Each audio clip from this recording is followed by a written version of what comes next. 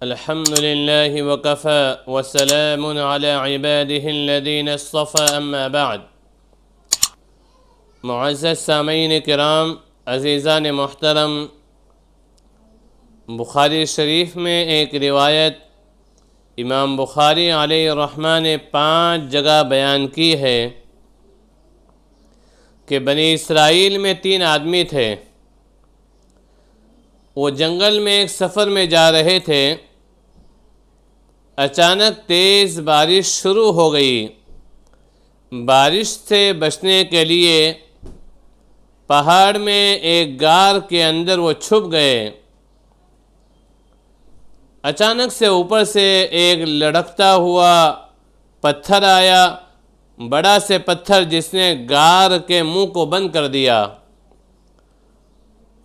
انہوں نے سوچا، مشورہ کیا کہ اب ہم اپنی طاقت کے ذریعے سے اس پتھر کو یہاں سے نہیں ہٹا سکتے ہیں، اس لیے ہم ہماری زندگی میں کیے ہوئے اعمال کو سوچیں کہ جو عمل ہم نے خالص اللہ کی رضا کے لیے کیا ہے، اس عمل کو واسطہ دے کر اللہ سے دعا کریں، تو اللہ کے ذات سے امید ہے کہ اللہ تعالیٰ اس عمل کی برکت کے وجہ سے اس مصیبت سے ہمیں اللہ تعالیٰ نجات دیں گے۔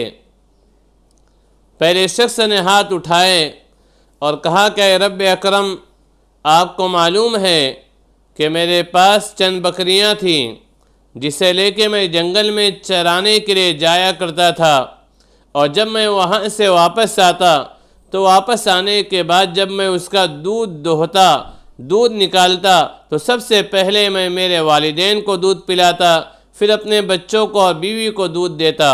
ایک دفعہ مجھے آنے میں تاخیر ہو گئی اور میرے والدین سو گئے۔ جب میں دودھ لے کر آیا تو میرے بچوں نے دودھ مانگنا شروع کیا۔ میں نے انکار کیا۔ میرے پاؤں کے پاس وہ بلکنے لگے، رونے لگے، لیکن میری طبیعت نے، میرے ضمیر نے گوارا نہیں کیا کہ ماں باپ سے پہلے میرے بچوں کو دودھ پلاؤں، اور میرے ضمیر نے مجھے اس بات کی بھی اجازت نہیں دی کہ ماں باپ کی نیند میں خلل اندازی پیدا کروں اور ماں باپ کو بیدار کر دوں۔ دودھ لے کے میں اسی طریقے سے کھڑا تھا، یہاں تک کہ جب ان کی صبح میں آنکھ کھلی تو انہوں نے مجھے اسی حال میں دیکھا۔ اے اللہ، اگر میں نے یہ کام خالص تیری رضامندی کے لیے کیا ہے تو اس غار کے اوپر جو پتھر آ گیا ہے، اس سے آپ ہمیں نجات دے دیجئے۔ اس نے اپنے ہاتھوں کو نیچے کیا تو غار کا ایک حصہ کھل گیا، لیکن اتنا حصہ نہیں کھلا کہ وہ لوگ اس سے نکل سکیں۔ اب دوسرے نے کہا کہ اے رب اکرم، آپ کو معلوم ہے کہ میرے خاندان میں ایک خاتون تھی جس سے مجھے بڑی انسیت اور محبت تھی۔ ایک دفعہ اپنی کسی مجبوری میں میرے پاس وہ آئی اور 100 دینار مجھ سے مانگا۔ میں نے بڑی محنت مشقت کر کے 100 دینار جمع کیے اور اسے ایک شرط بھی دیا کہ وہ اپنے اوپر مجھے قابو دے دے گی۔ جب وہ اپنے حسب وعدہ آئی اور میں اس کے ساتھ ہو گیا اور میں اس کام کے لیے تیار ہونے لگا تو اس نے کہا کہ اے اللہ کے بندے، اللہ سے ڈر اور میری مجبوری کا فائدہ نہ اٹھا۔ تو اے اللہ، آپ کو پتہ ہے کہ میں وہاں سے فوراً اٹھ کے باہر آ گیا اور میں نے آپ سے توبہ کی، اگر میں نے یہ عمل خالص آپ کی رضا کے لیے کیا ہے تو اس غار سے اس پتھر کو ہٹا دیجئے۔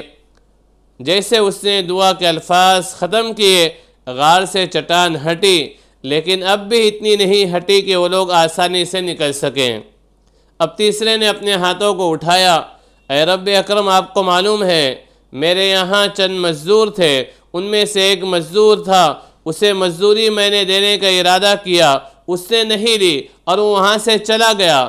میں نے اس کے مزدوری کو تجارت میں لگایا اور تجارت میں لگ کر وہ مزدوری اتنی بڑھ گئی کہ بہت سی گائیں اور بہت سے بیل اور بہت سے اونٹ اس کے مزدوری کے پیسے سے میں نے خریدے، اور پھر اس میں اضافہ ہوتے گیا۔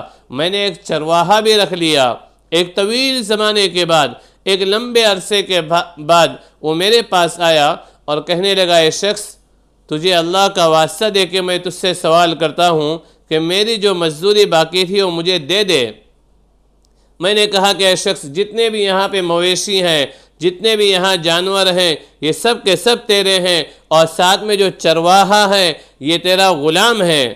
اس نے کہا کہ اے اللہ کے بندے، اللہ کے لیے میری مذاق مت کر اور میری معمولی سی مزدوری مجھے دے دے۔ میں نے کہا کہ نہیں، میں مذاق نہیں کرتا ہوں، یہ سب کے سب تیرا ہے۔ اس اللہ کے بندے نے ان تمام جانوروں کو، اس غلام کو لے گیا۔ اے اللہ، اگر میں نے یہ عمل خالص تیرے لیے کیا ہے تو ہمیں اس مصیبت سے نجات دے۔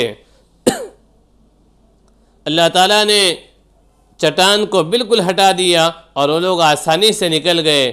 اس حدیث پاک سے معلوم ہوتا ہے کہ انسان کو اپنے زندگی میں اعمال میں اخلاص پیدا کرنا چاہیے، کہ اللہ کی رضا کے لیے عمل کرنا چاہیے، اور اس سے یہ بات بھی معلوم ہوئی کہ ہمیں ماں باپ کا ادب و احترام بھی کرنا چاہیے، کس کی مجبوری کا ناجائز فائدہ نہیں اٹھانا چاہیے، اور کسی کی امانت اگر ہمارے پاس ہے تو ہمارے ذمے لازم ہے کہ اس کی امانت کو ہم اس تک پہنچا دیں، وہ چاہے ہم سے مطالبہ کرے یا ہم سے مطالبہ نہ کرے۔ اگر مطالبہ کرے یا مطالبہ نہ کرے، امانت چھوٹی ہو یا بڑی ہو، ہم ہر حال میں حق والے کو حق پہنچانے والے بن جائیں۔ اس حدیث پاک سے معلوم ہوتا ہے کہ ان تینوں کا عمل اللہ کے یہاں نہایت مقبول تھا۔ ان کے اخلاص کی برکت کے وجہ سے، ان کے عمل کے وجہ سے اللہ کے یہاں نہایت مقبول تھا کہ اللہ نے دنیا میں ان کی پریشانی کو دور کر دیا، تو یقیناً اللہ تعالیٰ آخرت کی ان کی پریشانی ضرور دور کریں گے۔ اللہ تعالیٰ ہم تمام کو عمل کی توفیق نصیب فرمائے۔ آمین۔ وآخر دعوانا ان الحمد للہ رب العالمین۔